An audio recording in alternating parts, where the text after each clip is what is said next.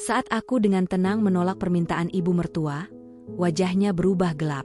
Tanpa peringatan, gelas berisi air teh melayang, menghantam wajahku hingga pecah, serpihannya melukai kulit dan darah mengalir, sementara teriakannya menggema, "Mampus dasar egois."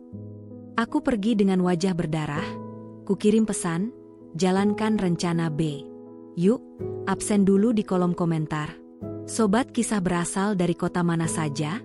Jangan lupa tekan like dan subscribe, ya. Dukungan kalian sangat berarti agar channel ini terus berkembang dan bisa menyajikan cerita yang lebih seru. Terima kasih.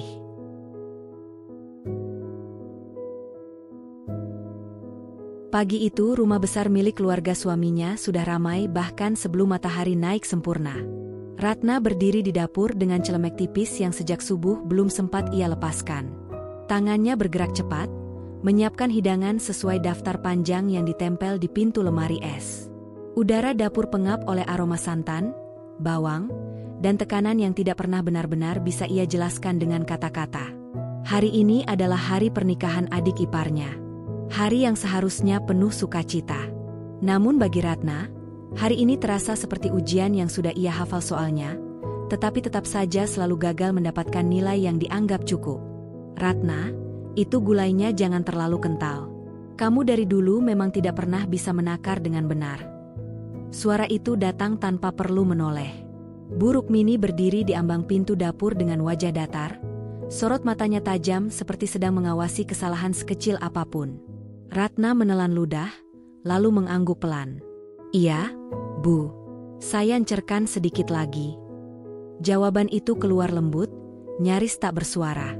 Bukan karena ia tidak punya suara, melainkan karena ia sudah terlalu sering belajar bahwa suara keras tidak pernah membawa hasil baik di rumah ini. Ia mengaduk kembali gulai di panci besar. Uap panas menyentuh wajahnya, membuat keringat mengalir di pelipis. Dalam hati, Ratna mengulang kalimat yang sama seperti setiap hari. Bersabar. Hanya perlu bersabar. Sejak menikah dengan Arman, ia sudah memahami bahwa rumah ini bukan tempat untuk mencari pembelaan. Ia adalah menantu. Kata itu terdengar sederhana, tetapi di baliknya tersembunyi kewajiban tanpa batas dan kesalahan tanpa ampun. Langkah kaki lain terdengar. Beberapa bibi dan sepupu suaminya mulai berlalu lalang, mengenakan pakaian rapi dengan wajah segar. Mereka tersenyum pada Bu Rukmini, menyalami dengan penuh hormat. Kepada Ratna, sebagian hanya melirik singkat, sebagian lain bahkan tidak menoleh sama sekali. "Ratna, piring tamu VIP belum ditata, ya?" Salah satu bibi berkata sambil tersenyum tipis. Ratna mengangguk lagi. "Baik, Tante." Ia segera mengelap tangan dan beranjak ke ruang makan. Meja panjang sudah dipenuhi taplak mahal, tetapi susunan peralatan makannya belum lengkap. Ia mulai menata satu persatu, memastikan jaraknya rapi, sejajar, sesuai standar yang tak pernah tertulis, tetapi selalu dituntut sempurna. Di ruang tengah, terdengar tawa ringan. Calon pengantin perempuan sedang dirias. Musik pelan mengalun dari pengeras suara. Suasana itu kontras dengan perasaan Ratna yang justru semakin berat. Arman muncul sebentar di ambang ruang makan. Suaminya itu mengenakan kemeja rapi, wajahnya tampak lelah, tetapi ia berusaha tersenyum. "Kamu belum sarapan?" tanya Arman pelan. Ratna menggeleng. "Nanti saja." Arman terlihat ingin mengatakan sesuatu, tetapi langkah Bu Rukmini mendekat membuatnya mengurungkan niat. Ia hanya menepuk bahu Ratna singkat lalu pergi lagi, seolah kehadirannya barusan hanyalah formalitas.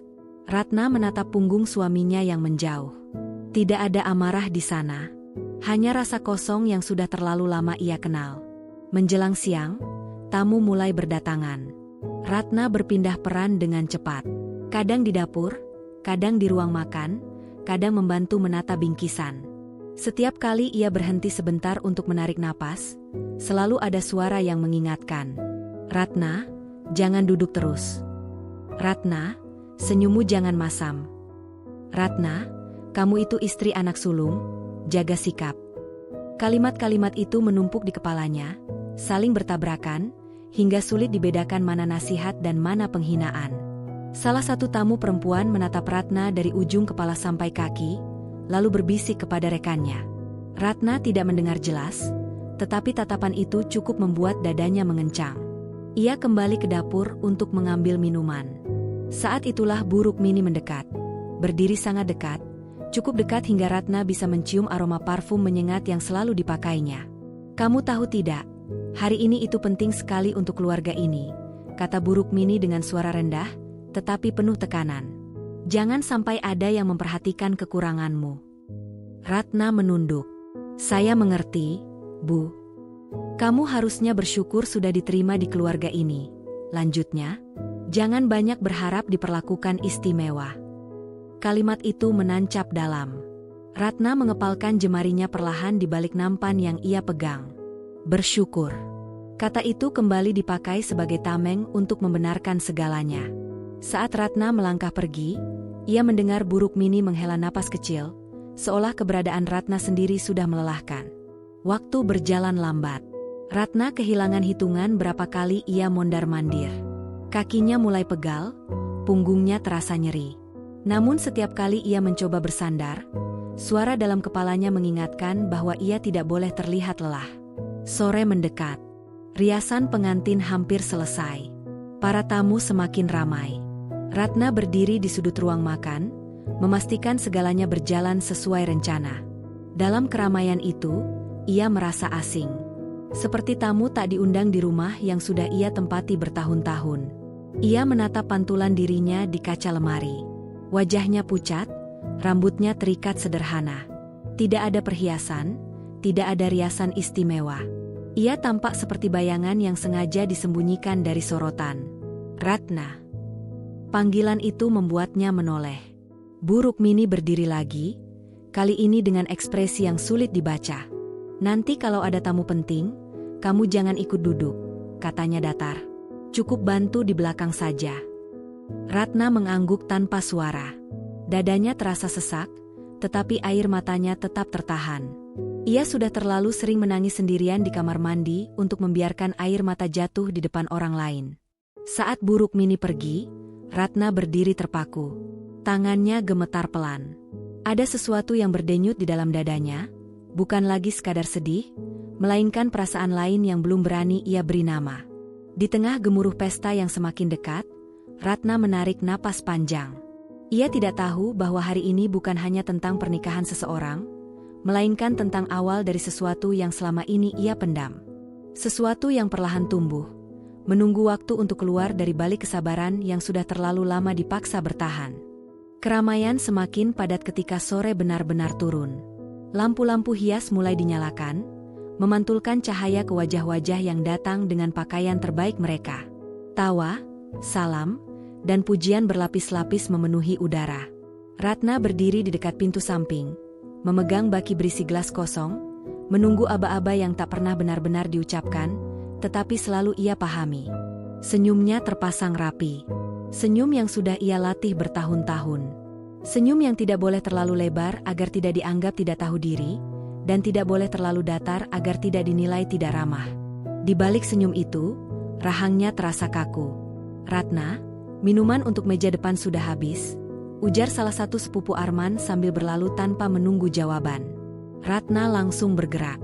Ia kembali ke dapur, menuang teh panas dengan hati-hati.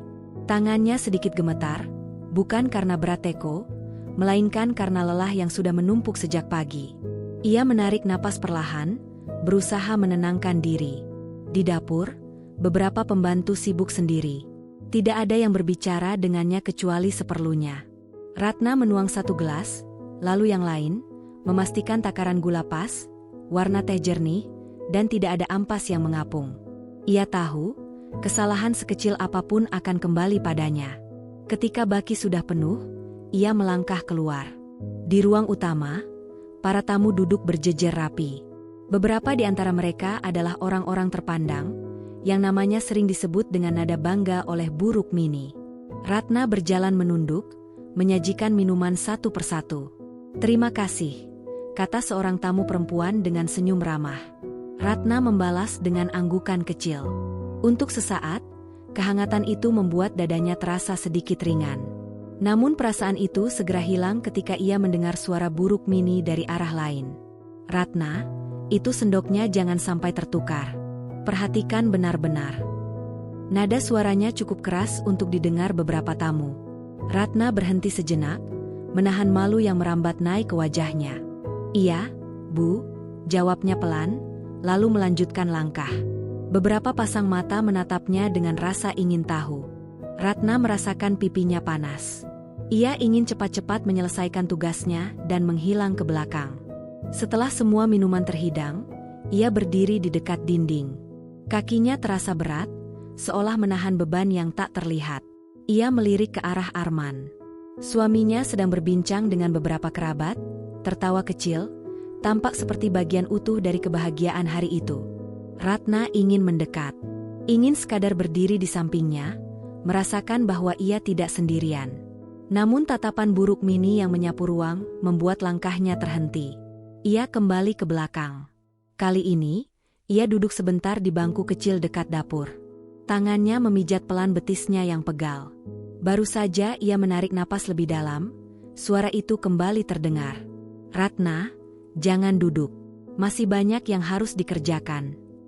Ratna langsung berdiri. "Maaf, Bu." Buruk Mini menatapnya sekilas, lalu pergi tanpa berkata apa-apa lagi. Ratna menunduk. Kata maaf itu terasa hambar, tetapi selalu menjadi jawaban paling aman. Menjelang maghrib, hujan gerimis turun di luar. Beberapa tamu berdiri di teras, menunggu hujan reda.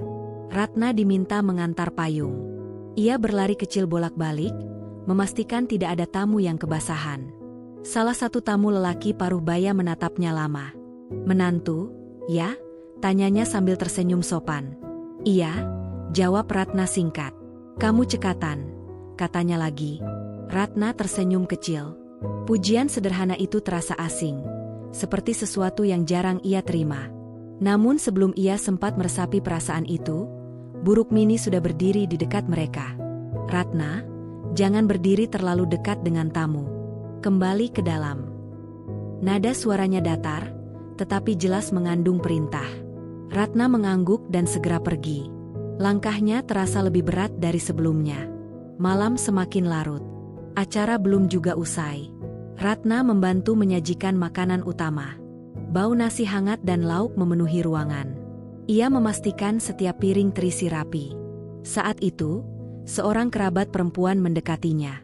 "Kamu capek sekali kelihatannya." Ratna tersenyum tipis. "Tidak apa-apa." Perempuan itu menghela napas kecil. "Sabar, ya. Jadi menantu memang harus kuat." Ratna tidak menjawab. Kalimat itu terdengar seperti penghiburan, tetapi juga seperti pembenaran atas semua yang ia alami. Ia kembali ke dapur, mengambil piring kotor. Tangannya terasa lengket oleh sisa saus. Punggungnya nyeri. Kepalanya sedikit berdenyut. Namun ia terus bergerak, satu langkah demi satu langkah. Di tengah kesibukan itu, Arman masuk ke dapur. Wajahnya tampak cemas. "Kamu kelihatan pucat," katanya pelan. "Minum dulu." Ratna menerima gelas air dari tangan suaminya. Ia meneguknya perlahan. "Aku baik-baik saja," katanya. Arman menatapnya, seolah ingin mengatakan lebih banyak. Namun suara Buruk Mini memanggil dari luar. "Arman, kesini sebentar." Arman menoleh ke arah suara itu, lalu kembali menatap Ratna. "Nanti kita bicara." Ia pergi. Ratna berdiri sendiri lagi. Gelas kosong masih di tangannya. Kata-kata yang belum sempat keluar mengendap di tenggorokan. Acara akhirnya mulai berkurang. Beberapa tamu pamit. Ratna membantu membereskan. Satu demi satu kursi dirapikan. Taplak meja dilepas. Sampah dikumpulkan. Tangannya terasa kasar, kukunya dipenuhi sisa-sisa pekerjaan. Ketika hampir semua tamu pulang, Ratna berdiri di ambang pintu, menatap halaman yang basah oleh hujan. Udara malam terasa dingin, menembus pakaian tipis yang ia kenakan. Di dalam rumah, suara tawa keluarga masih terdengar. Ratna tidak ikut duduk. Ia hanya berdiri, memeluk dirinya sendiri pelan. Dalam diam itu, ia merasakan sesuatu bergeser di dalam dadanya. Bukan ledakan, bukan kemarahan yang meledak-ledak, melainkan kelelahan yang berubah bentuk. Menjadi kesadaran bahwa senyum yang ia paksakan hari ini telah menggerus dirinya sedikit demi sedikit. Ia menatap ke dalam rumah sekali lagi. Wajah-wajah itu tampak bahagia. Tidak ada yang menyadari betapa berat langkah Ratna hari ini. Tidak ada yang bertanya apakah ia sanggup terus bertahan. Ratna menarik napas panjang. Senyum masih tersisa di bibirnya, tetapi matanya tidak lagi memantulkan hal yang sama. Di balik senyum itu, ada sesuatu yang mulai bangun. Pelan, nyaris tak terasa, tetapi nyata. Sebuah perasaan yang suatu hari akan menuntut ruangnya sendiri. Pagi berikutnya datang tanpa membawa kelegaan. Sisa-sisa pesta masih berserakan di sudut rumah, seolah menjadi pengingat bahwa kemarin bukan sekadar hari melelahkan, melainkan awal dari sesuatu yang terus berlanjut. Ratna bangun lebih awal dari biasanya. Matanya terasa berat, kepalanya masih berdenyut, tetapi tubuhnya sudah terlatih untuk bangkit sebelum suara panggilan pertama terdengar. Ia berjalan ke dapur dengan langkah pelan. Lantai terasa dingin di telapak kakinya. Beberapa piring belum sempat dicuci, gelas-gelas bekas tamu menumpuk di bak. Ratna menggulung lengan bajunya dan mulai bekerja tanpa banyak berpikir. Suara air mengalir menjadi satu-satunya teman dalam sunyi pagi itu. Belum lama ia berdiri, Buruk Mini muncul dengan wajah segar, seolah tidak ada kelelahan sama sekali di tubuhnya. Rambutnya tersisir rapi, pakaiannya bersih, dan langkahnya mantap. "Kamu tahu tidak, kemarin ada tamu yang komentar," katanya tiba-tiba, tanpa basa-basi. Ratna berhenti sejenak, lalu melanjutkan mencuci piring. "Komentar apa, Bu?" Buruk Mini menyilangkan tangan di dada. Katanya penyajian minumannya kurang cepat. Masa tamu harus menunggu. Ratna menelan ludah. "Maaf, Bu. Kemarin tamunya banyak sekali." "Itu bukan alasan," potong Buruk Mini. "Kalau memang tidak sanggup, bilang dari awal. Jangan bikin malu keluarga." Kalimat itu meluncur begitu saja, tajam dan dingin. Ratna mengangguk, meski dadanya terasa seperti ditekan sesuatu yang berat. "Iya, Bu. Saya akan perbaiki." Buruk Mini mendengus pelan. Dari dulu juga begitu. Dibilang iya, tapi hasilnya tetap sama. Ia berlalu meninggalkan dapur. Ratna berdiri mematung beberapa detik. Tangannya masih memegang piring yang sudah bersih, tetapi pikirannya kosong. Kata-kata itu berputar di kepalanya, menabrak satu sama lain. Ia melanjutkan pekerjaannya dengan gerakan lebih cepat. Setiap bunyi piring yang beradu terdengar lebih keras dari seharusnya. Ia takut jika suara itu dianggap sebagai bentuk kekesalan. Menjelang siang, beberapa kerabat masih tinggal di rumah. Mereka duduk di ruang tengah, berbincang ringan. Ratna diminta menyajikan teh. Saat ia masuk membawa nampan, percakapan mereka terhenti sejenak. "Ini Ratna, ya?" tanya seorang perempuan parubaya yang belum pernah ia temui sebelumnya. "Iya," jawab Buruk Mini cepat. "Istrinya Arman." Perempuan itu mengangguk-angguk sambil menatap Ratna dari ujung kepala sampai kaki. "Oh, iya? Yang dulu kerjanya di luar kota, ya?" Ratna terkejut. Ia tidak ingat pernah membicarakan hal itu dengan orang ini. "Iya, Tante," jawabnya pelan. "Pantas saja," lanjut perempuan itu sambil tersenyum tipis. Kelihatannya memang bukan tipe yang betah di rumah.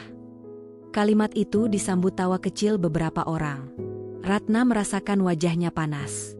Ia berdiri kaku, tangan mencengkeram nampan. Buruk Mini tersenyum samar. "Makanya masih harus banyak belajar." Ratna menunduk, menyajikan teh satu persatu. Tangannya sedikit gemetar. Ia ingin cepat-cepat pergi dari ruangan itu, tetapi setiap langkah terasa berat. Saat ia berbalik untuk keluar, suara lain menyusul. "Sekarang ini memang banyak perempuan yang lupa kodrat," kata seseorang. "Kerja tinggi-tinggi, tapi urusan rumah tidak becus." Ratna tidak menoleh.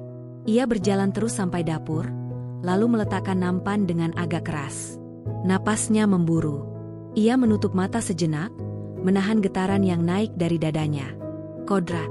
Kata itu kembali digunakan untuk menekan, untuk menilai, untuk menempatkannya di posisi yang selalu salah. Ia menuang air minum dan meneguknya cepat. Tenggorokannya terasa kering. Belum sempat ia menenangkan diri, Buruk Mini sudah berdiri di pintu dapur. Kamu dengar sendiri, kan? Katanya datar. Ratna mengangguk. Iya, Bu. Jadi perbaiki sikapmu, lanjut Bu Rukmini. Jangan sok sibuk, jangan merasa paling capek. Kamu itu masuk ke keluarga kami, harus ikut aturan kami. Ratna mengangkat wajahnya sedikit. Ada keinginan untuk bertanya, aturan yang mana yang belum ia patuhi. Namun kata-kata itu hanya berhenti di ujung lidah. Iya, Bu, ucapnya lagi. Bu Rukmini menatapnya tajam beberapa detik, lalu pergi. Ratna merasakan lututnya melemah. Ia bersandar ke meja dapur, menahan diri agar tidak jatuh. Sore harinya, Arman pulang lebih cepat. Ia menemukan Ratna sedang melipat taplak meja. Tangannya bergerak mekanis, matanya kosong. Kamu kenapa? Tanya Arman. Ratna menggeleng. Tidak apa-apa. Arman menarik kursi dan duduk di depannya. Aku dengar ibu agak marah soal kemarin. Ratna berhenti melipat. Hanya itu yang kamu dengar. Arman terdiam. Ia menghela napas pelan.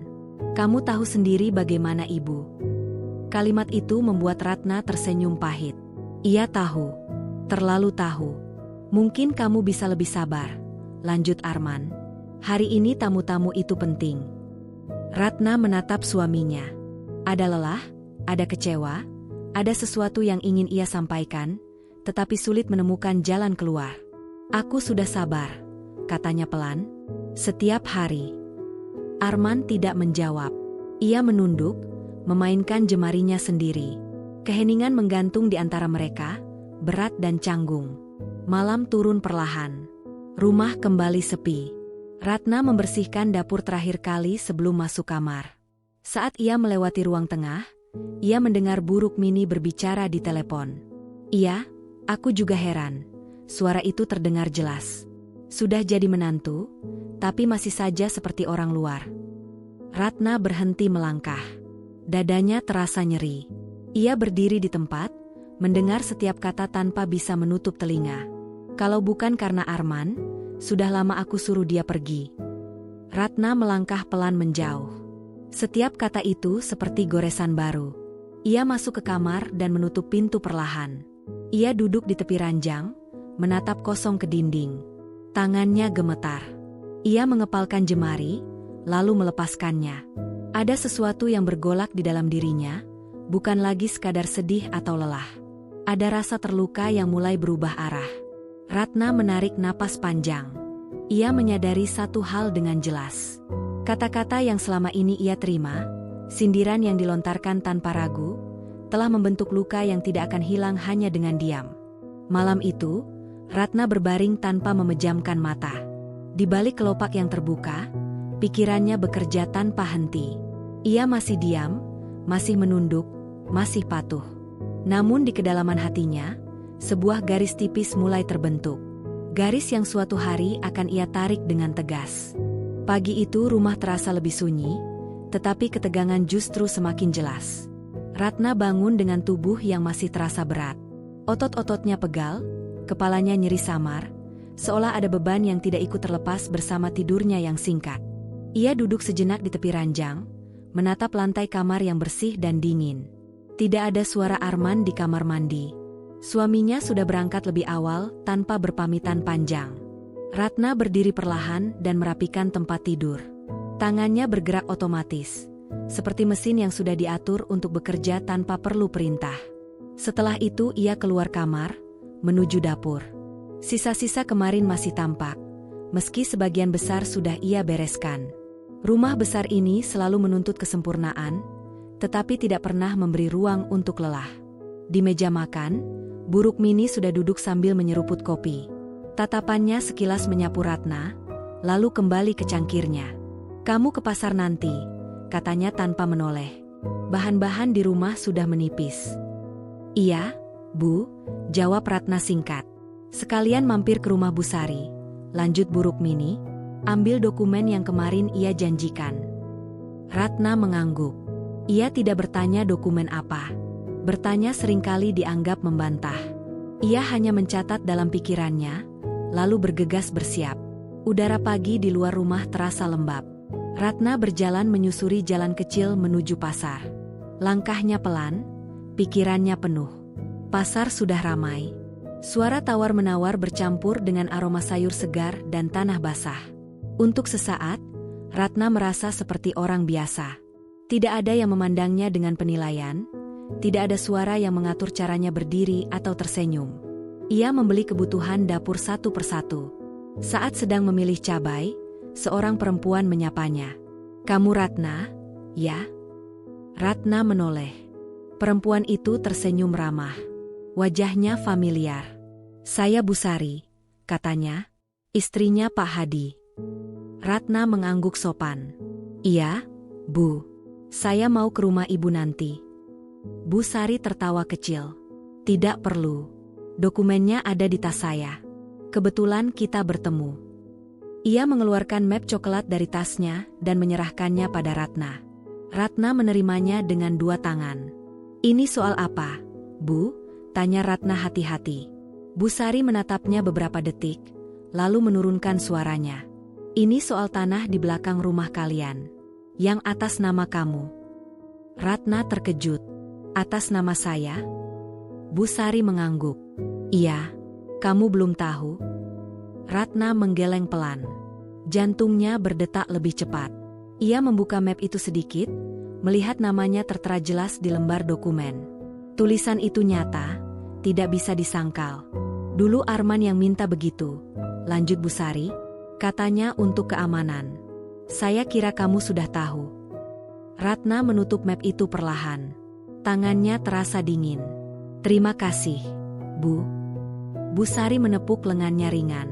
"Simpan baik-baik. Kadang, tahu sedikit lebih banyak itu perlu." Ratna mengangguk, lalu berpamitan. Ia melanjutkan belanja, tetapi pikirannya sudah tidak lagi berada di pasar.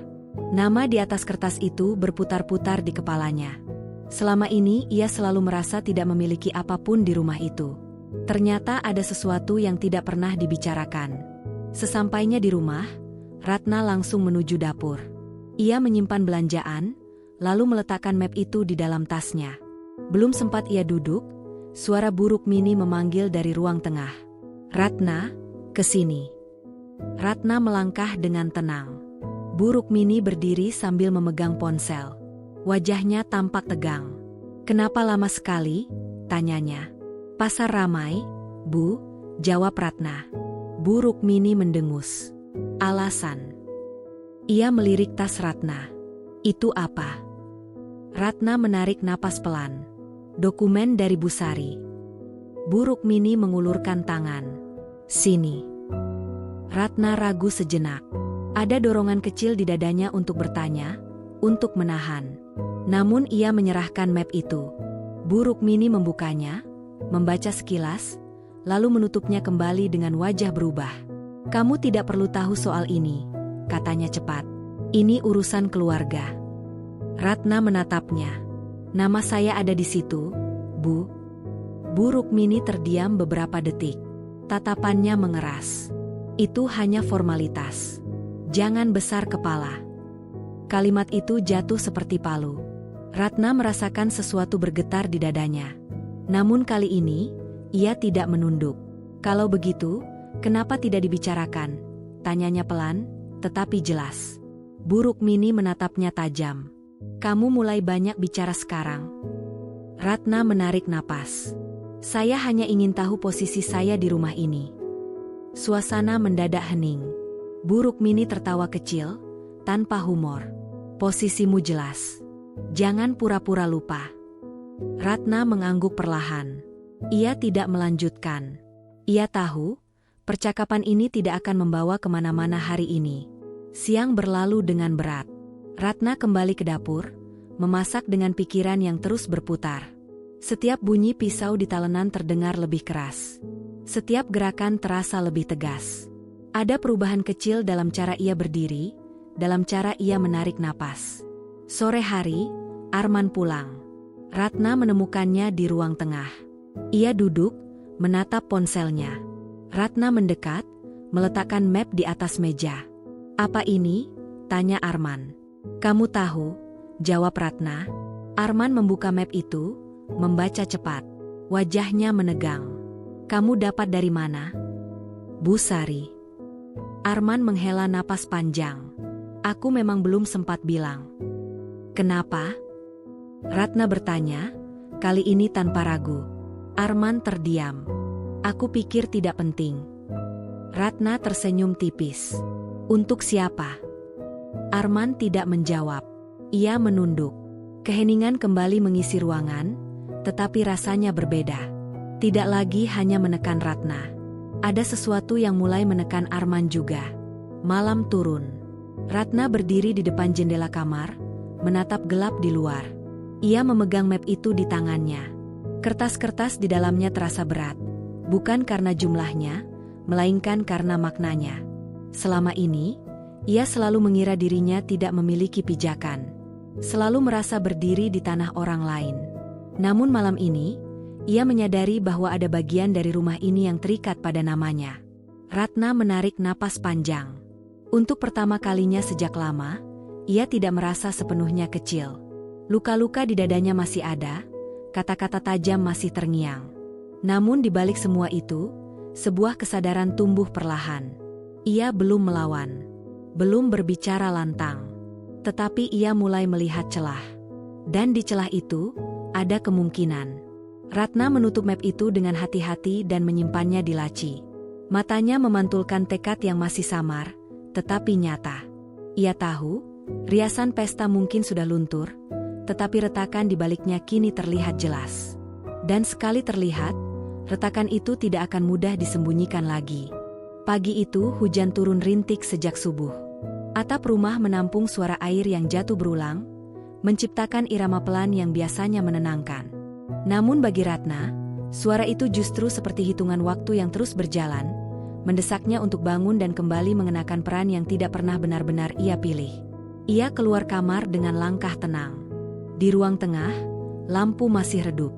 Bu Rukmini sudah bangun lebih dulu, duduk di kursi dekat jendela sambil memeriksa sesuatu di ponselnya. Tatapannya terangkat ketika Ratna melintas.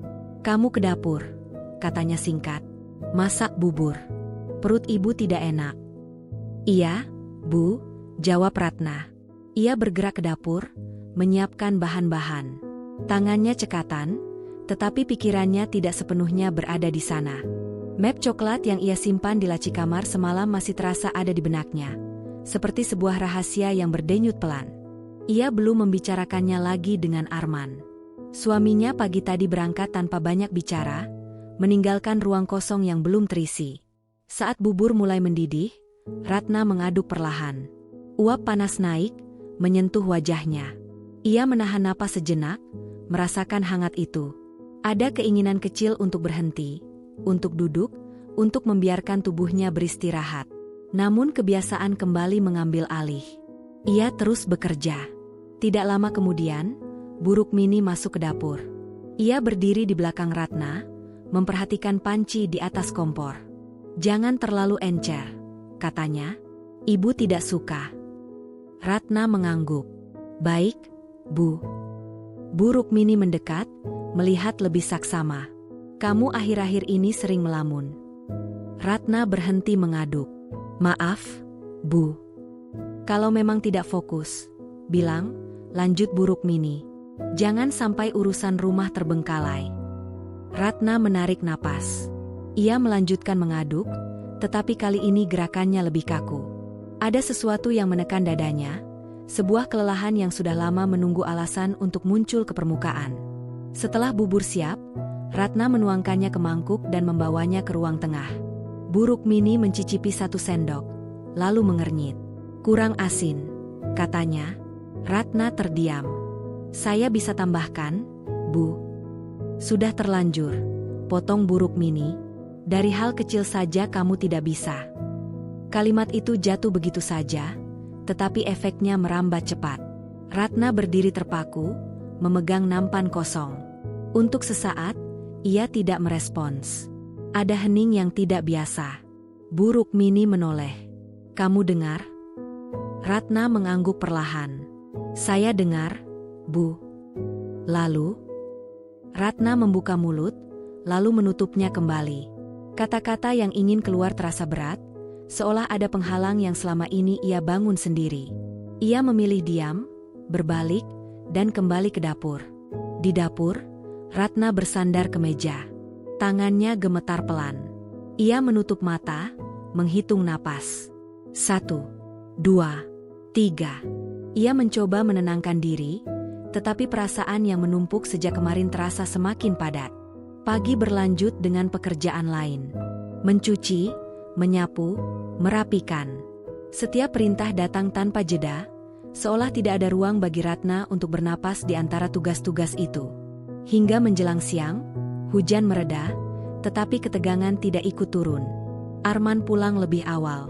Ia masuk rumah dengan wajah lelah. Ratna sedang di dapur, memotong sayuran untuk makan siang. Arman berdiri di pintu, memperhatikannya beberapa detik.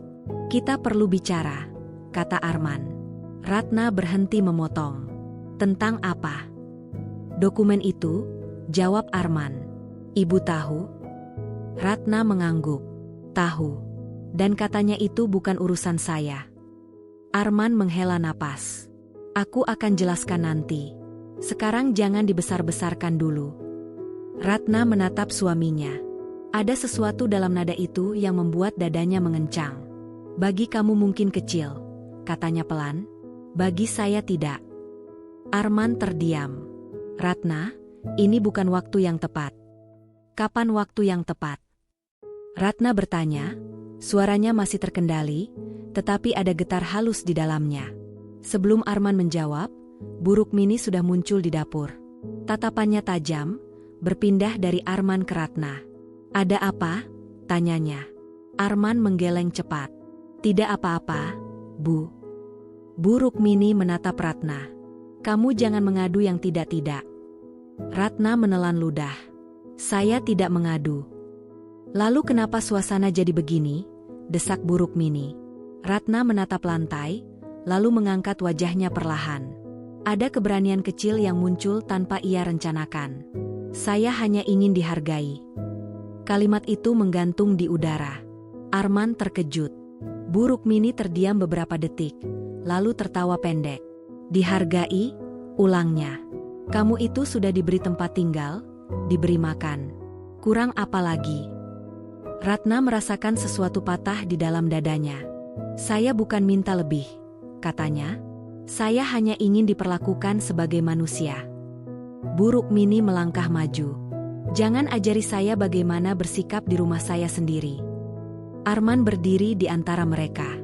"Bu, sudah." "Tidak," potong Bu Rukmini. "Sekarang saya mau dengar. Kamu merasa paling menderita, ya?" Ratna menggeleng, tetapi matanya mulai memerah. "Saya hanya lelah." "Kelelahan itu alasan," kata Bu Rukmini tajam.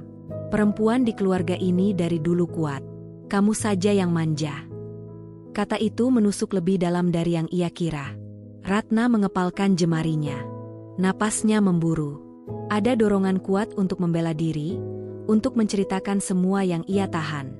Namun suaranya tetap tertahan. Arman menoleh ke Ratna. "Kamu bisa mengalah dulu?" Ratna menatap suaminya lama. Tatapan itu bukan marah, bukan sedih, melainkan campuran keduanya yang sudah lelah. Ia mengangguk pelan. "Saya ke belakang," katanya singkat. Ia melangkah pergi, meninggalkan dapur dengan langkah cepat. Di kamar mandi, Ratna mengunci pintu. Ia bersandar ke dinding, membiarkan tubuhnya turun perlahan. Air mata akhirnya jatuh, tanpa suara, tanpa isak. Ia menutup mulutnya dengan tangan, menahan getar yang ingin keluar. Tangis itu tidak berlangsung lama. Hanya cukup untuk meluapkan tekanan yang menumpuk. Setelah itu, Ratna mengusap wajahnya, membasuh dengan air dingin. Ia menatap pantulan dirinya di cermin. Mata merah, wajah pucat, tetapi sorot matanya berubah. Ia kembali ke dapur dengan wajah tenang. Bu Rukmini dan Arman sudah tidak ada. Pekerjaan masih menunggu. Ratna melanjutkan memasak dengan gerakan lebih tegas, lebih cepat. Ada batas tipis yang ia tarik di dalam dirinya, meski belum ia ucapkan. Siang berlalu dalam keheningan yang tebal. Tidak ada lagi teguran, tidak ada percakapan. Namun diam itu justru terasa lebih keras. Malam hari, Ratna duduk sendirian di kamar. Map coklat kembali berada di tangannya. Ia membukanya, membaca setiap baris dengan saksama. Nama itu, tanda tangan itu, semuanya nyata. Ratna menutup map itu perlahan. Ia menyadari satu hal yang tidak bisa lagi ia sangkal. Kesabarannya hampir habis. Bukan karena ia lemah, melainkan karena terlalu lama dipaksa menahan. Ia menyimpan map itu kembali, lalu duduk di tepi ranjang. Di luar, hujan turun lagi, lebih deras dari pagi tadi. Ratna menarik napas panjang. Jika selama ini ia diam demi menjaga, malam ini ia tahu, diam juga bisa melukai. Dan kesabarannya kini berdiri di ambang batas terakhir. Pagi itu rumah dipenuhi kesibukan yang berbeda dari hari-hari sebelumnya. Pernikahan adik ipar Arman memasuki rangkaian acara lanjutan. Meski pesta utama telah lewat, masih ada jamuan keluarga besar yang menurut Buruk Mini sama pentingnya. Ratna bangun dengan perasaan berat, seperti ada beban besar yang bertengger di dadanya sejak semalam. Ia berdiri di depan lemari, memilih pakaian sederhana berwarna netral. Tidak mencolok, tidak pula lusuh. Ia tahu, apapun yang ia kenakan selalu berpotensi salah. Setelah merapikan diri, Ratna keluar kamar dan langsung menuju dapur. Seperti biasa, ia menjadi yang pertama bekerja. Meja dapur sudah penuh bahan makanan. Buruk Mini berdiri di sana, memberi arahan dengan suara tegas kepada beberapa orang yang membantu. Ratna, kamu urus minuman saja. Jangan ikut campur yang lain, katanya tanpa menoleh. Ratna mengangguk. Ada nada penyingkiran yang jelas, tetapi ia memilih tidak menanggapi. Ia menata gelas-gelas kaca di atas meja, menuang teh panas dengan hati-hati. Uapnya mengepul, membuat kacamatanya sedikit berembun. Para tamu mulai berdatangan sejak pagi. Kali ini bukan tamu umum, melainkan keluarga besar yang hubungannya penuh hierarki tak kasat mata. Setiap senyum, setiap sapaan, memiliki arti.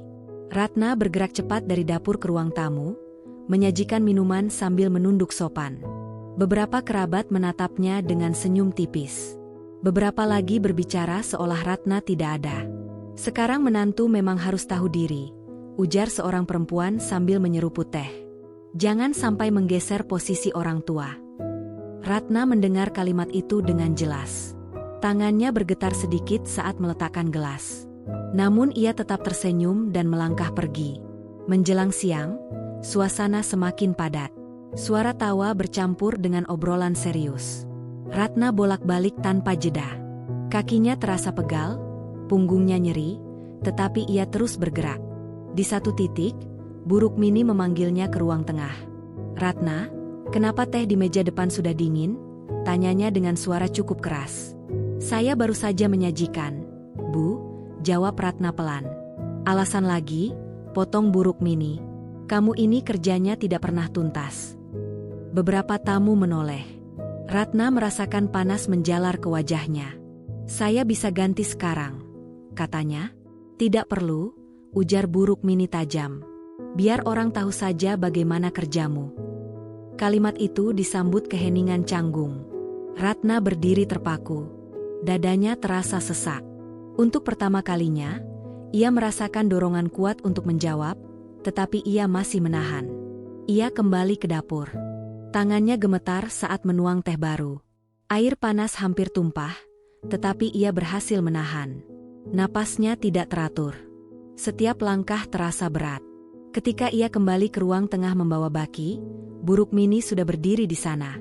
Ratna melangkah mendekat, tetapi tanpa diduga, Buruk Mini menggerakkan tangannya dengan cepat. Sudah saya bilang jangan ceroboh. Gelas di tangan Buruk Mini terayun. Dalam satu detik yang terasa panjang, cairan panas itu melayang di udara.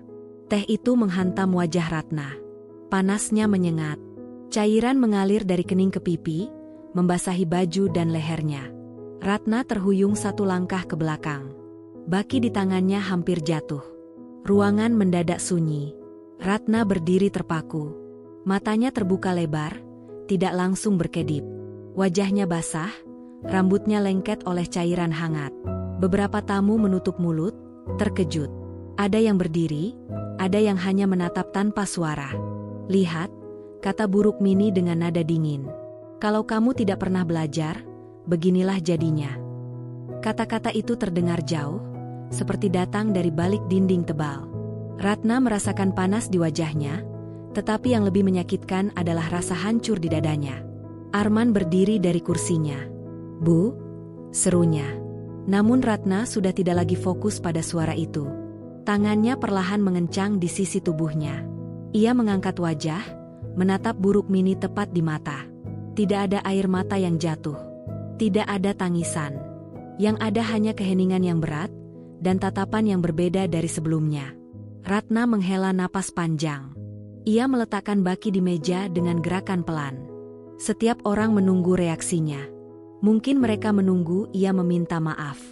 Menunggu ia menunduk lagi. Namun Ratna hanya berkata satu kalimat. Suaranya tenang, nyaris datar. "Saya akan membersihkan diri." Ia berbalik dan berjalan keluar ruangan. Langkahnya stabil, meski tubuhnya bergetar. Di kamar mandi, ia menutup pintu dan menatap dirinya di cermin. Wajahnya memerah, bajunya basah, tetapi sorot matanya tidak lagi sama. Ia membasuh wajahnya perlahan. Air dingin mengalir, mencuci sisa teh dan mungkin sisa kesabarannya. Tangannya berhenti di wastafel. Napasnya teratur kembali. Ratna mengeluarkan ponsel dari saku bajunya. Layarnya menyala. Jarinya bergerak tanpa ragu. Ia membuka pesan dan mengetik 3 kata saja. Tidak lebih. Tidak kurang. Setelah mengirimkannya, Ratna menatap layar beberapa detik, lalu mematikannya. Ia menyimpan ponsel itu kembali, mengeringkan wajahnya, dan menarik napas panjang. Di luar kamar mandi, suara-suara mulai terdengar lagi. Bisikan, langkah kaki, kebingungan. Namun Ratna tidak terburu-buru. Ia tahu, sesuatu telah berubah. Ia kembali ke kamar, mengganti pakaian dengan tenang. Ketika keluar, suasana rumah tidak lagi sama. Beberapa orang menatapnya dengan ragu. Buruk Mini duduk dengan wajah tegang. Arman berdiri di sudut ruangan, tampak bingung. Ratna melangkah melewati mereka tanpa berkata apa-apa. Tidak ada senyum, tidak ada penjelasan. Hanya langkah pasti yang belum pernah ia miliki sebelumnya. Di dalam dirinya, badai sedang bergerak. Bukan untuk menghancurkan dirinya, melainkan untuk meruntuhkan sesuatu yang selama ini berdiri di atas penderitaannya. Dan semua itu baru saja dimulai. Rumah itu tidak lagi terasa seperti tempat yang sama setelah insiden siang tadi. Udara di dalamnya berat, seolah setiap dinding menyimpan gema dari suara gelas yang melayang dan cairan panas yang tumpah. Ratna berjalan menyusuri lorong menuju kamar tanpa menoleh ke kanan atau kiri. Setiap langkahnya mantap, meski di dalam dadanya masih bergejolak perasaan yang sulit ia uraikan. Di kamar, ia duduk di tepi ranjang. Tangannya bertumpu di lutut, punggungnya tegak. Ia tidak menangis. Air mata sudah habis sejak lama, jauh sebelum teh itu menghantam wajahnya. Yang tersisa kini adalah kesadaran yang jernih, menyakitkan, tetapi membebaskan. Ponsel di sakunya terasa berat. Bukan karena ukurannya, melainkan karena pesan yang baru saja ia kirim. 3 kata. Sederhana, tanpa tanda seru, tanpa penjelasan. Ia tahu betul arti dari 3 kata itu, dan ia tahu pula konsekuensinya. Ratna tidak sedang mengancam. Ia sedang memulai sesuatu. Pintu kamar diketuk pelan. "Ratna," suara Arman terdengar ragu. "Boleh aku masuk?" Ratna menarik napas, lalu menjawab singkat. "Masuk." Arman membuka pintu perlahan. Wajahnya pucat, matanya menyiratkan kebingungan dan kegelisahan. Ia berdiri beberapa langkah dari Ratna, seolah takut mendekat. "Kamu tidak apa-apa?" tanyanya. Ratna menatapnya lama. "Menurutmu?" Arman terdiam. Ia menghela napas, lalu duduk di kursi. "Ibu tidak bermaksud begitu." Emosinya sedang tinggi. Ratna tersenyum tipis, tanpa kehangatan. "Sudah berapa kali kamu mengatakan kalimat itu?" Arman menunduk. "Aku tahu ini salah." "Bukan hari ini saja," lanjut Ratna. "Ini sudah lama, dan kamu selalu memilih diam." Arman mengangkat wajahnya. "Aku terjebak di tengah." Ratna menggeleng pelan. "Tidak, Kamu memilih sisi yang paling nyaman untukmu. Kata-kata itu tidak diucapkan dengan marah. Justru karena ketenangannya, kalimat itu terdengar lebih tajam. Arman membuka mulut, tetapi tidak ada jawaban yang keluar. "Pesan apa yang kamu kirim tadi?" tanya Arman kemudian, suaranya lebih rendah. Ratna menatapnya. "Itu urusan saya." Arman menegang. "Ratna, jangan membuat masalah lebih besar." Ratna berdiri. "Masalah ini sudah besar sejak lama. Bedanya, sekarang aku berhenti berpura-pura tidak melihatnya." Arman berdiri juga. "Kamu mau kemana?" "Ke depan," jawab Ratna singkat. Ia melangkah keluar kamar. Di ruang tengah, suasana canggung menyelimuti. Beberapa kerabat masih duduk, pura-pura sibuk dengan ponsel atau berbincang pelan. Ketika Ratna muncul, beberapa pasang mata menoleh cepat, lalu berpaling. Bu Rukmini duduk di kursi utama. Wajahnya kaku, rahangnya mengeras. Tatapannya mengikuti Ratna, penuh campuran marah dan gengsi. Ratna berhenti beberapa langkah di depannya. Untuk pertama kalinya, ia berdiri sejajar, bukan sebagai pelayan yang menunduk. "Saya pamit," kata Ratna dengan suara tenang. Bu Rukmini mengangkat dagu. "Kemana?" "Keluar sebentar," jawab Ratna. "Kamu belum selesai dengan tugasmu," potong Bu Rukmini. Ratna menatapnya lurus. "Tugas saya sebagai manusia sudah saya jalani. Yang lain, bukan kewajiban saya lagi." Suasana membeku. Beberapa kerabat saling pandang. Tidak ada yang menyangka Ratna akan berbicara seperti itu. "Kamu semakin kurang ajar," kata Bu Rukmini dingin. Ratna tersenyum tipis. "Mungkin. Atau mungkin saya baru berhenti takut." Ia berbalik dan melangkah menuju pintu. Tidak ada yang menahannya. Bahkan Arman hanya berdiri terpaku, tidak mengejar. Di luar, udara sore terasa lebih ringan. Ratna berjalan menjauh dari rumah itu, tanpa tujuan jelas. Ia hanya tahu satu hal. Ia perlu ruang untuk bernapas. Ia duduk di bangku kecil dekat taman. Ponselnya kembali bergetar. Sebuah pesan masuk. Hanya satu kalimat pendek sebagai balasan dari pesan 3 kata yang ia kirim sebelumnya. Ratna membaca pesan itu perlahan. Tidak ada kejutan di sana. Hanya konfirmasi bahwa langkahnya sudah diterima, dan roda sudah mulai berputar. Ia menyimpan ponsel itu kembali. Tangannya sedikit gemetar, bukan karena takut, melainkan karena adrenalin yang masih tersisa. Di dalam kepalanya, berbagai kemungkinan berkelebat.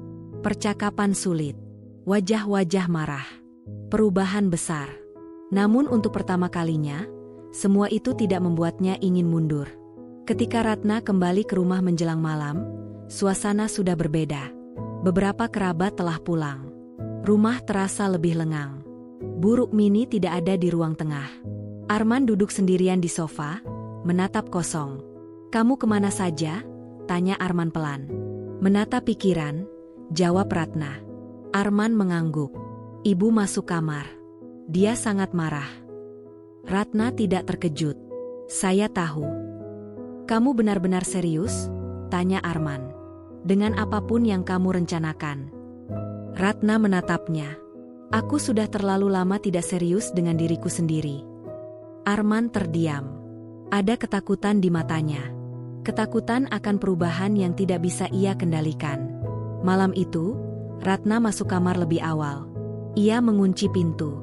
Duduk di tepi ranjang, ia kembali memikirkan pesan 3 kata itu. Tidak ada yang tahu isinya. Tidak Arman. Tidak Bu Rukmini. Tidak satupun orang di rumah ini. 3 kata itu bukan luapan emosi. Bukan ancaman kosong. Itu adalah kunci. Kunci untuk membuka pintu yang selama ini tertutup rapat, dijaga oleh rasa bersalah dan tuntutan tidak adil. Ratna merebahkan diri. Matanya menatap langit-langit. Napasnya pelan, teratur. Di balik ketenangan itu, sebuah perubahan besar sedang bergerak, perlahan tetapi pasti. Ia tahu, setelah hari ini, tidak ada jalan kembali ke Ratna yang lama. Perempuan yang diam, menunduk, dan menerima segalanya atas nama keluarga. Dan entah siapapun yang siap atau tidak, babak baru telah dimulai. Pagi datang dengan sunyi yang aneh. Tidak ada suara perintah, Tidak ada langkah tergesa di lorong. Rumah besar itu seperti menahan napasnya sendiri. Ratna bangun dengan perasaan tenang yang tidak biasa. Seolah semalam telah menutup pintu pada sesuatu yang lama, dan membuka jendela pada udara baru yang belum sepenuhnya ia kenal. Ia duduk di tepi ranjang, merapikan rambutnya perlahan. Ponselnya tergeletak di meja kecil, layar gelap, tetapi maknanya kini berbeda. Pesan singkat itu telah berlayar dan berlabuh. Apapun yang akan terjadi setelah ini, bukan lagi sekadar reaksi. Ini adalah rangkaian sebab yang akan berjalan sendiri. Ratna membuka pintu kamar. Di lorong, Arman berdiri dengan wajah pucat. Matanya merah, entah karena kurang tidur atau pikiran yang tak berhenti berputar. "Ibu minta bicara," katanya pelan. Ratna mengangguk. "Baik." Mereka berjalan menuju ruang tengah. Bu Rukmini sudah duduk di kursi utama. Posturnya tegak, wajahnya disusun rapi seperti tembok yang ingin menunjukkan kekuatan. Namun di balik itu, ada kegelisahan yang sulit disembunyikan. "Kamu duduk," kata Bu Rukmini singkat. Ratna duduk di kursi seberang, menjaga jarak yang sopan, tetapi tidak lagi merendah. Ia meletakkan tangannya di pangkuan, punggungnya tegak. Arman berdiri di samping, tidak duduk, seperti seseorang yang tidak tahu di mana tempatnya. "Apa maksud sikapmu kemarin?" tanya Bu Rukmini, suaranya terkendali. Ratna menatapnya lurus. "Saya menjaga diri saya." Bu Rukmini menyipitkan mata. "Kamu mempermalukan saya di depan keluarga." Ratna menghela napas pelan. "Yang mempermalukan saya adalah apa yang terjadi sebelumnya." Keheningan jatuh. Arman menelan ludah. "Kamu mulai pandai membalas," kata Bu Rukmini dingin. "Siapa yang mengajari?" Ratna tersenyum tipis. "Pengalaman." Bu Rukmini mendengus. "Kamu pikir setelah semua yang kami berikan, kamu berhak bersikap seperti itu?" Ratna mengangkat dagu sedikit. "Yang saya terima selama ini bukan pemberian. Itu tuntutan." Kata itu menggema. Bu Rukmini terdiam beberapa detik, lalu mencondongkan tubuh ke depan. "Kamu jangan lupa diri. Semua yang kamu nikmati di rumah ini karena keluarga kami." Ratna menoleh ke Arman sejenak, lalu kembali menatap Bu Rukmini. "Termasuk rumah ini?" Bu Rukmini menegang. "Apa maksudmu?" Ratna tidak menjawab langsung. Ia mengeluarkan ponsel dari saku bajunya, membuka sebuah berkas, lalu meletakkannya di meja kecil di antara mereka. "Bukan untuk dipamerkan, hanya untuk dilihat." "Dokumen itu," kata Ratna tenang. "Yang kemarin ibu bilang bukan urusan saya." Bu Rukmini menatap layar itu, wajahnya berubah. Rahangnya mengeras. "Kamu tidak berhak membicarakan itu." "Saya berhak," jawab Ratna. "Nama saya tertulis di sana." Arman terkejut. "Ratna." Ratna mengangkat tangan, menghentikannya. "Tolong, dengarkan dulu." Bu Rukmini bangkit berdiri. "Kamu berani mengungkit hal itu sekarang?" "Saya berani karena saya perlu jelas," kata Ratna. "Selama ini saya diperlakukan seperti orang yang menumpang. Padahal ada hal-hal yang disembunyikan." Bu Rukmini tertawa pendek, tanpa humor. "Kamu terlalu percaya diri." Ratna berdiri juga. "Saya terlalu lama tidak percaya diri." Suasana memanas. Arman melangkah maju. "Bu, Ratna, tolong tenang." Bu Rukmini menatap Arman tajam. "Kamu tahu ini akan jadi apa kalau diteruskan?" Ratna menjawab sebelum Arman sempat membuka mulut. "Ini akan jadi jujur." Kata itu membuat Bu Rukmini terdiam. Untuk sesaat, topeng ketegasan itu retak. Ratna melihatnya dengan jelas. Ada ketakutan kecil yang bersembunyi di balik mata yang biasanya menguasai. "Kemarin," lanjut Ratna, suaranya tetap datar, "ketika gelas itu mengenai wajah saya mengerti satu hal. Diam saya selama ini memberi izin." Bu Rukmini menggertakkan gigi. "Kamu menyalahkan saya?" "Saya berhenti menyalahkan diri sendiri," jawab Ratna. Arman menutup wajahnya dengan tangan. "Ini tidak harus sejauh ini." Ratna menoleh padanya. "Justru harus. Kalau tidak, semuanya akan terulang." Bu Rukmini menarik napas dalam, lalu berkata dengan nada yang berusaha tenang. Kamu mau apa sebenarnya? Ratna tidak langsung menjawab. Ia menarik kursinya, duduk kembali dengan tenang. Saya mau kejelasan dan penghormatan. Batas yang tidak boleh dilanggar. Dan kalau kami tidak setuju, tanya Bu Rukmini. Ratna menatapnya tanpa gentar. Konsekuensinya sudah berjalan. Kalimat itu membuat Arman mendongak. Maksudmu pesan itu? Ratna mengangguk pelan. Saya sudah meminta pendampingan. Ruangan seakan menyempit. Bu Rukmini terdiam lama. Matanya menatap Ratna, mencoba membaca apakah ini gertakan. Namun Ratna tidak berkedip. Kamu membawa orang luar ke urusan keluarga? Suara Bu Rukmini bergetar tipis. Yang membuatnya jadi urusan luar adalah perlakuan yang melanggar batas. Jawab Ratna. Arman melangkah mendekat ke Ratna. Kamu serius? Ratna menatapnya lembut, tetapi tegas. Saya serius melindungi diri. Hening kembali turun. Detik-detik berlalu terasa panjang. Akhirnya Bu Rukmini duduk kembali, kali ini tidak setegak sebelumnya. Ada kelelahan yang muncul di wajahnya. Kamu tidak tahu apa yang kamu lakukan, katanya lirih. Ratna mengangguk. Mungkin. Tapi saya tahu apa yang tidak akan saya lakukan lagi. Percakapan itu berakhir tanpa kesepakatan. Tidak ada pelukan, tidak ada permintaan maaf. Hanya garis batas yang kini terlihat jelas, membelah ruangan itu menjadi dua sisi. Siang berlalu dalam keheningan. Ratna berada di kamar, menata barang-barangnya. Bukan untuk pergi, tetapi untuk menata ulang ruangnya sendiri.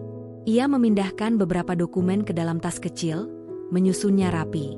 Setiap gerakan terasa pasti. Sore hari, sebuah pesan masuk ke ponselnya. Ratna membacanya perlahan. Isinya singkat, padat, dan jelas. Langkah berikutnya telah dijadwalkan. Tidak ada jalan mundur. Ratna menutup ponsel dan menatap jendela. Cahaya sore menyelinap masuk, jatuh di lantai kamar. Untuk pertama kalinya, ia merasa tidak terjebak. Di luar kamar, suara langkah terdengar. Arman berhenti di depan pintu, tetapi tidak mengetuk. Ia berdiri lama, lalu pergi. Ratna mendengar itu dan menghela napas. Malam datang dengan ketenangan yang tegang. Ratna berbaring, memandangi langit-langit. Puncak dari semua ini telah tercapai. Bukan dalam bentuk teriakan atau amarah, melainkan kesadaran yang tak bisa ditarik kembali. Apapun yang akan runtuh setelah ini, ia siap berdiri di atas puing-puingnya. Karena kali ini, ia tidak sendirian di dalam dirinya sendiri. Rumah itu mulai berubah wajah. Bukan secara fisik, melainkan suasana yang merambat pelan ke setiap sudutnya. Ratna merasakan perubahan itu sejak membuka mata pagi itu. Tidak ada ketukan pintu, tidak ada suara langkah tergesa, tidak ada perintah yang melayang dari ujung lorong. Keheningan kali ini bukan menekan, melainkan waspada. Ia bangun dan merapikan diri seperti biasa. Namun ada perbedaan halus dalam caranya bergerak. Setiap langkah terasa lebih mantap, seolah lantai yang ia pijak akhirnya mengakui keberadaannya. Ratna keluar kamar dan menuju dapur. Bu Rukmini sudah ada di sana, berdiri di depan meja dengan punggung menghadapnya. Biasanya, satu kalimat sudah terlontar bahkan sebelum Ratna sempat menyapa. Kali ini tidak. Bu Rukmini tetap diam. Ratna menyiapkan air minum untuk dirinya sendiri. Ia tidak langsung mengambil alih dapur seperti hari-hari sebelumnya. Ia bergerak seperlunya, menjaga jarak yang kini terasa nyata, bukan sekadar perasaan. Kamu tidak masak? Tanya Bu Rukmini akhirnya, tanpa menoleh. Saya akan masak untuk saya dan Arman, jawab Ratna tenang. Kalau ibu ingin sesuatu, tolong bilang. Nada suaranya datar, tidak menantang, tetapi juga tidak tunduk. Bu Rukmini menoleh perlahan. Tatapan mereka bertemu. Ada keterkejutan kecil di wajah Bu Rukmini, seperti seseorang yang baru menyadari bahwa lawan bicaranya telah berubah. Sejak kapan kamu membagi-bagi begitu? Tanya Bu Rukmini. Sejak saya perlu jelas, jawab Ratna. Tidak ada balasan. Bu Rukmini kembali membelakangi Ratna, tetapi bahunya terlihat menegang. Arman muncul beberapa saat kemudian. Wajahnya kusut, matanya menyimpan kelelahan yang belum terurai. Ia duduk di meja makan, memandangi Ratna yang sedang memotong sayuran. "Kita perlu bicara," katanya pelan. Ratna mengangguk. Setelah sarapan, Arman menatap ibunya sekilas, lalu kembali menunduk. Ketegangan di antara mereka bertiga terasa seperti benang tipis yang siap putus jika ditarik sedikit saja. Setelah sarapan sederhana selesai, Ratna dan Arman duduk berhadapan di ruang tengah. Bu Rukmini memilih masuk ke kamarnya tanpa sepatah kata. Keputusan itu terasa disengaja, seolah memberi ruang, tetapi juga sebagai bentuk penarikan diri. "Aku tidak menyangka kamu akan sejauh ini," kata Arman akhirnya. Ratna menatapnya. "Aku juga tidak menyangka harus sejauh ini." Arman menghela napas panjang. Ibu terpukul. "Aku juga," jawab Ratna tanpa ragu. Arman terdiam. "Apa yang sebenarnya kamu minta?" Ratna merapikan duduknya. "Aku minta kamu berdiri jelas, bukan di tengah." Arman mengangkat wajahnya. "Kamu tahu itu sulit." Ratna tersenyum tipis. "Bagiku, hidup seperti ini juga sulit." Keheningan kembali turun. Arman mengusap wajahnya dengan kedua tangan. "Aku takut semuanya hancur." Ratna mengangguk pelan. "Aku lebih takut kalau semuanya tetap seperti ini." Kalimat itu menggantung lama. Arman tidak langsung menjawab. Ia menatap lantai, seolah mencari jawaban di sana. Namun lantai itu tidak memberi apapun. Hari itu berjalan lambat. Tidak ada keributan, tetapi juga tidak ada kehangatan. Ratna berada di kamar, menyusun dokumen yang selama ini tersebar. Setiap lembar ia baca dengan saksama. Nama-nama, tanggal, dan tanda tangan yang dulu tidak pernah ia perhatikan kini menjadi bagian dari kesadarannya. Ponselnya bergetar. Sebuah pesan masuk, kali ini lebih panjang dari sebelumnya. Ratna membacanya dengan fokus. Ada langkah-langkah lanjutan, ada penjelasan yang selama ini ia butuhkan. Ia membalas singkat, lalu meletakkan ponsel itu kembali. Di luar kamar, suara Bu Rukmini terdengar menelepon seseorang. Nada bicaranya tertahan, berbeda dari biasanya. Ratna tidak berniat menguping, tetapi beberapa kalimat tetap terdengar. "Tidak, aku tidak menyangka dia akan berani," kata Bu Rukmini lirih. "Aku pikir dia akan diam seperti biasa." Ratna menutup matanya sejenak. Kalimat itu tidak lagi melukainya seperti dulu. Justru menguatkan keyakinannya bahwa keputusannya tepat. Menjelang sore, sebuah mobil berhenti di depan rumah. Ratna melihat dari jendela. Seorang perempuan turun, berpakaian rapi dengan map di tangannya. Ratna mengenali wajah itu dari foto yang pernah ia lihat. Jantungnya berdetak lebih cepat, tetapi wajahnya tetap tenang. Bel pintu berbunyi. Arman membuka pintu dan terkejut melihat tamu itu. "Selamat sore," sapa perempuan tersebut sopan. "Saya mencari Ratna." Ratna keluar dari kamar dan melangkah ke ruang tengah. Tatapannya bertemu dengan perempuan itu. Tidak ada senyum berlebihan, hanya anggukan kecil yang penuh pengertian. "Silakan masuk," kata Ratna. Bu Rukmini keluar dari kamarnya dengan wajah tegang. "Ada apa ini?" Perempuan itu menoleh sopan. "Saya hanya ingin bertemu Ratna sebentar." Bu Rukmini menatap Ratna tajam. "Kamu membawa ini ke rumah?" Ratna menjawab tenang. "Saya mengundangnya." Suasana menjadi kaku. Mereka duduk di ruang tamu. Perempuan itu membuka mapnya, menjelaskan dengan bahasa yang rapi dan terukur. Tidak ada tudingan, tidak ada ancaman. Hanya penjelasan tentang posisi, hak, dan pilihan yang tersedia. Ratna mendengarkan dengan saksama. Arman duduk di sampingnya, wajahnya semakin pucat. Bu Rukmini duduk kaku, tangannya mengepal di pangkuan. "Kami tidak berniat memecah keluarga," kata perempuan itu akhirnya. "Kami hanya memastikan klien kami dilindungi." Ratna mengangguk. "Terima kasih." Setelah perempuan itu pamit, rumah kembali sunyi. Namun sunyi kali ini berbeda. Seperti setelah gempa kecil yang menyisakan retakan halus di dinding. Bu Rukmini berdiri lebih dulu. "Kamu puas sekarang?" tanyanya. Ratna menatapnya. "Saya tenang." "Kamu menghancurkan segalanya," kata Bu Rukmini dengan suara bergetar. Ratna menggeleng. "Saya menghentikan sesuatu yang sudah lama salah." Bu Rukmini menatap Arman. Kamu diam saja? Arman menelan ludah. Bu, aku perlu berpikir. Bu Rukmini tertawa pendek, getir. Ternyata begini balasannya. Ia masuk ke kamarnya dan menutup pintu dengan keras. Suara itu menggema di rumah, tetapi Ratna tidak lagi tersentak. Malam turun perlahan. Ratna duduk di kamar, menatap tas kecil berisi dokumen di samping ranjang. Semua ini belum selesai. Bahkan mungkin baru benar-benar dimulai. Namun untuk pertama kalinya, ia tidak merasa sendirian menghadapi kemungkinan terburuk. Ketakutan masih ada, tetapi tidak lagi menguasai. Ada keyakinan baru yang berdiri di dalam dirinya, kokoh dan tidak tergoyahkan. Rumah ini mungkin akan berubah selamanya. Hubungan mungkin akan retak, bahkan runtuh. Tetapi Ratna tahu satu hal dengan pasti. Ia tidak lagi berjalan di tempat yang sama dengan mata tertutup. Dan apapun yang akan terjadi setelah ini, ia akan menghadapinya dengan kepala tegak. Pagi berikutnya datang dengan udara yang terasa lebih berat dari biasanya. Bukan karena cuaca, melainkan karena sesuatu yang belum terucap menggantung di dalam rumah itu.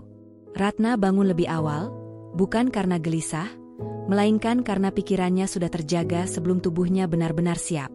Ia duduk di tepi ranjang, menatap tas kecil berisi dokumen yang kini selalu ia letakkan di tempat yang mudah dijangkau. Benda itu bukan sekadar kertas, melainkan pengingat bahwa ia tidak lagi berada di posisi yang sama seperti dulu. Dari luar kamar, suara langkah terdengar pelan. Arman berhenti sejenak di depan pintu, ragu, lalu mengetuk ringan. "Ratna," panggilnya. "Masuk," jawab Ratna tanpa nada berlebih.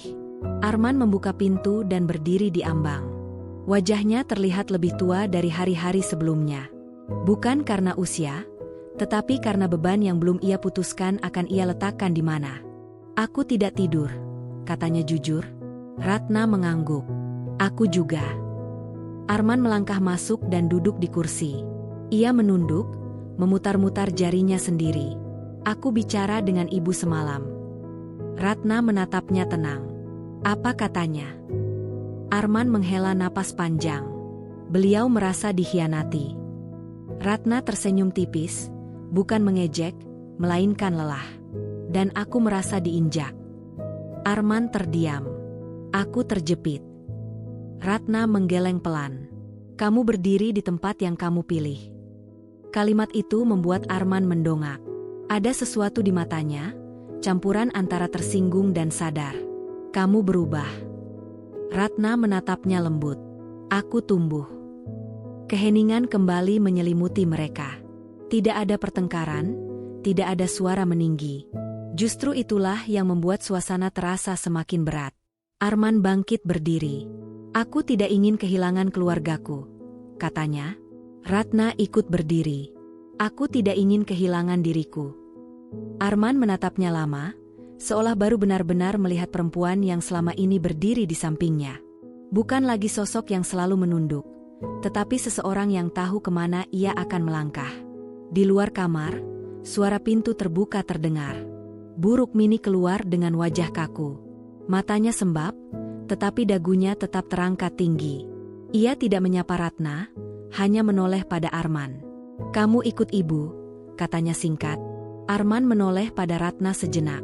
Tidak ada kata yang terucap, tetapi ada permohonan samar di matanya. Ratna hanya mengangguk kecil, memberi ruang, bukan izin. Mereka duduk di ruang tengah. Bu Rukmini berbicara panjang. Suaranya naik turun, kadang bergetar, kadang mengeras. Tentang pengorbanannya, tentang rasa malu, tentang bagaimana semuanya kini terasa tidak terkendali. Arman mendengarkan, sesekali mengangguk, sesekali menghela napas. Ratna mendengar dari kejauhan.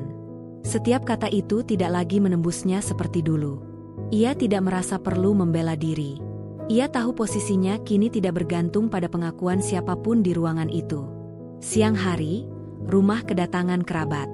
Kabar menyebar lebih cepat daripada yang Ratna perkirakan. Tatapan-tatapan penasaran mulai muncul, bisik-bisik terdengar di sudut-sudut. Ratna memilih tetap di kamar, bukan bersembunyi, tetapi menjaga energinya. Ia tahu hari ini bukan tentang meyakinkan siapapun. Salah seorang kerabat akhirnya mengetuk pintunya. "Ratna, bisa bicara sebentar?" Ratna membuka pintu. "Silakan." Perempuan itu duduk dengan senyum kaku. "Kami semua kaget dengan sikapmu." Ratna mendengarkan tanpa memotong. "Kamu seharusnya bisa lebih sabar," lanjutnya. Ratna tersenyum tipis. "Saya sudah terlalu sabar." Perempuan itu terdiam, tidak menyangka jawaban itu. "Ibu kamu sudah tua." Ratna mengangguk. "Dan saya sudah terlalu lama muda untuk dianggap." Percakapan itu berakhir tanpa kesimpulan.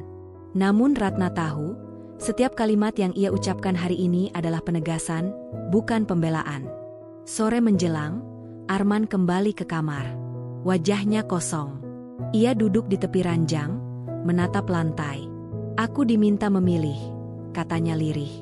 Ratna menarik napas perlahan. "Dan?" Arman menggeleng. "Aku belum menjawab." Ratna duduk di hadapannya. "Aku tidak akan memaksamu." Arman mengangkat wajahnya. "Kalau aku memilih ibu?" Ratna menatapnya tanpa air mata. "Aku akan menghormatinya." Dan itulah yang membuat Arman terdiam paling lama. Tidak ada ancaman, tidak ada tangisan. Hanya penerimaan yang tegas. Malam turun dengan langit yang gelap tanpa bintang. Ratna duduk sendiri di kamar, menulis sesuatu di buku kecilnya. Bukan keluhan, melainkan catatan tentang apa yang ia pelajari dari semua ini. Tentang batas, tentang harga diri, tentang bagaimana diam terlalu lama bisa menjadi bentuk persetujuan yang paling menyakitkan. Ponselnya bergetar. Sebuah pesan masuk. Ratna membacanya perlahan, lalu menutup mata sejenak. Ada langkah lanjutan yang harus diambil, keputusan yang akan mempengaruhi banyak hal. Namun tidak ada keraguan di dadanya. Di luar kamar, suara buruk Mini terdengar menangis tertahan.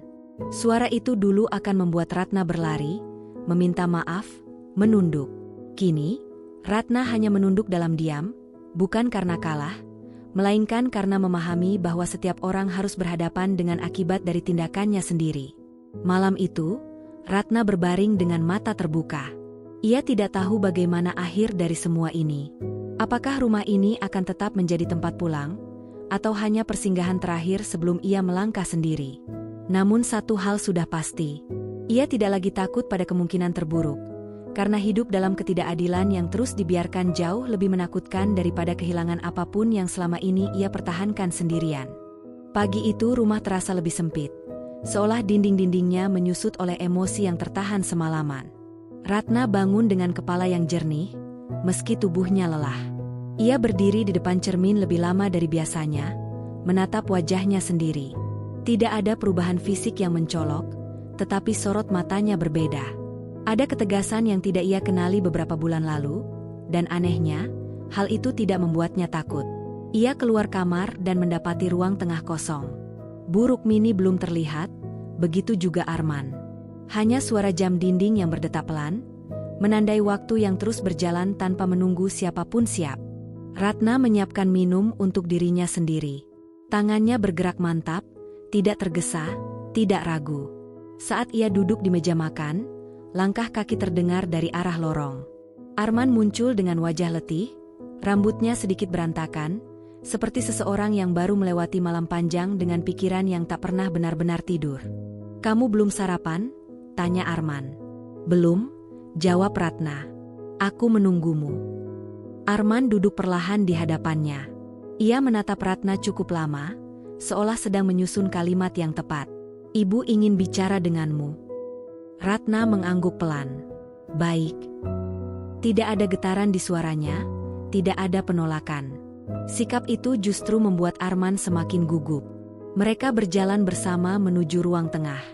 Buruk Mini sudah duduk di sana. Wajahnya terlihat lebih tenang dibandingkan kemarin, tetapi ketenangan itu seperti hasil dari kelelahan, bukan penerimaan. "Kamu duduk," kata Buruk Mini. Ratna duduk di kursi yang sama seperti beberapa hari lalu. Namun rasanya sangat berbeda. Ia tidak lagi merasa seperti terdakwa yang menunggu vonis. Buruk Mini membuka pembicaraan dengan suara pelan. "Aku tidak menyangka semuanya akan jadi seperti ini." Ratna menatapnya tanpa menyelah. Aku merasa kehilangan kendali, lanjut Buruk Mini. Di rumah sendiri. Ratna menarik napas perlahan. Saya juga lama merasa seperti tamu. Buruk Mini mengerutkan kening. Aku tidak pernah berniat menyakitimu. Ratna tersenyum tipis. Niat tidak selalu sama dengan dampak. Kalimat itu membuat Buruk Mini terdiam. Arman memandang ibunya, lalu menoleh pada Ratna. Suasana di ruangan itu tegang, tetapi tidak lagi meledak-ledak. Ini bukan pertengkaran, melainkan perhitungan ulang atas luka yang telah terjadi. Apa yang kamu mau sekarang? Tanya Buruk Mini akhirnya. Ratna menjawab dengan tenang.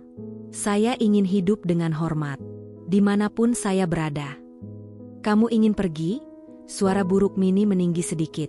Ratna menggeleng. Saya ingin punya pilihan. Kata itu jatuh berat di ruangan.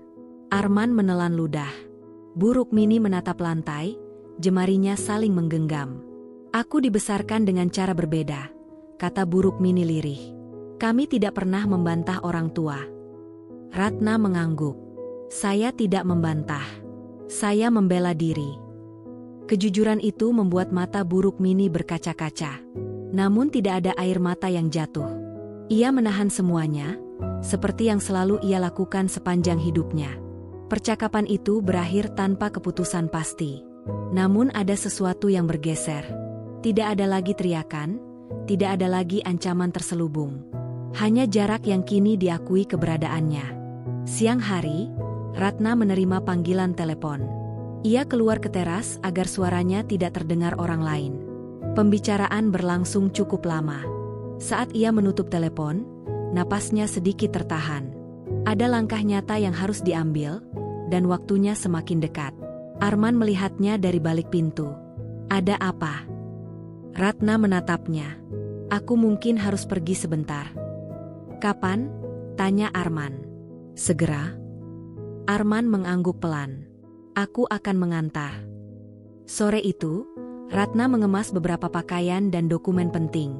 Tidak banyak, hanya yang ia butuhkan. Buruk Mini berdiri di depan pintu kamar, memperhatikan tanpa komentar. Tatapan mereka bertemu. Kamu akan kembali? Tanya Buruk Mini akhirnya.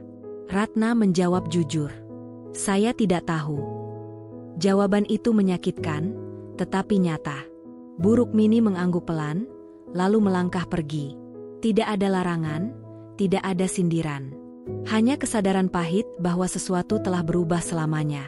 Saat matahari mulai tenggelam, Ratna melangkah keluar rumah bersama Arman. Udara sore menyentuh wajahnya, membawa perasaan lega bercampur sedih. Ia menoleh sekali ke arah rumah itu. Tempat yang memberinya luka, tetapi juga pelajaran yang tidak akan ia lupakan. Di dalam mobil, Arman memegang kemudi tanpa berkata apapun. Aku belum tahu akan memilih apa, katanya akhirnya.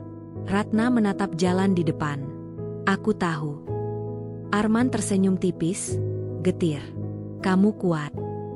Ratna menggeleng. Aku lelah menjadi lemah. Mobil melaju perlahan, meninggalkan halaman rumah. Di dalam hati Ratna, tidak ada kemarahan, hanya tekad untuk tidak kembali ke versi dirinya yang lama. Malam itu, di tempat yang lebih tenang, Ratna duduk sendiri dan menatap jendela. Lampu kota berkelip di kejauhan. Ia tidak tahu bagaimana akhir dari kisah ini. Apakah akan ada perdamaian, atau perpisahan yang tak terelakkan. Namun satu hal jelas baginya kini. Ia telah memilih dirinya sendiri. Dan apapun yang akan datang setelah ini, ia siap menerimanya dengan hati yang tidak lagi terikat oleh rasa bersalah yang bukan miliknya. Pagi datang dengan cahaya yang jatuh lembut di ambang jendela. Ratna terbangun bukan oleh suara, melainkan oleh perasaan lapang yang belum pernah ia rasakan sebelumnya. Tempat ia bermalam sederhana, tidak mewah, tidak penuh kenangan, tetapi justru itu yang membuat napasnya terasa lebih panjang. Ia duduk sejenak, membiarkan pikirannya menyusuri hari-hari yang telah berlalu, bukan untuk menyesali, melainkan untuk memahami. Telepon genggamnya terletak di samping bantal. Tidak ada pesan masuk semalaman. Ratna tersenyum kecil. Keheningan kini tidak lagi menakutkan. Ia bangkit, merapikan rambutnya, lalu berdiri di depan cermin. Wajahnya terlihat lebih tenang. Luka-luka itu belum sepenuhnya hilang, tetapi tidak lagi berdarah. Ia keluar kamar dan duduk di kursi dekat jendela. Di luar, kehidupan berjalan seperti biasa. Orang-orang berlalu, kendaraan melintas, dunia tidak berhenti hanya karena satu keluarga berguncang. Kesadaran itu dulu terasa kejam, kini justru menguatkan. Hidup tidak menunggu izin untuk bergerak. Menjelang siang, teleponnya bergetar. Nama Arman muncul di layar. Ratna menatapnya beberapa detik sebelum menjawab. "Ratna," suara Arman terdengar lebih stabil daripada sebelumnya. "Apa kamu sudah sarapan?" Ratna tersenyum. "Sudah." Ada jeda singkat. "Ibu menanyakanmu." Ratna menarik napas pelan. "Apa katanya?" "Beliau tidak marah," jawab Arman. "Hanya banyak diam." Ratna mengangguk meski Arman tidak bisa melihatnya. Diam juga bentuk berpikir. "Aku ingin bertemu," lanjut Arman. "Kalau kamu mau." Ratna tidak langsung menjawab. Ia menatap keluar jendela, pada cahaya yang menimpa trotoar. "Aku mau. Tapi bukan untuk kembali seperti dulu." "Aku tahu," kata Arman cepat. "Aku juga tidak mau seperti dulu." Pertemuan itu terjadi sore hari di tempat netral, jauh dari rumah yang penuh sejarah. Mereka duduk berhadapan tanpa jarak yang kaku. Arman terlihat lebih tenang, meski matanya masih menyimpan sisa kebimbangan. "Aku akhirnya bicara jujur dengan ibu," katanya, "tidak membela siapapun. Hanya jujur." Ratna menatapnya penuh perhatian.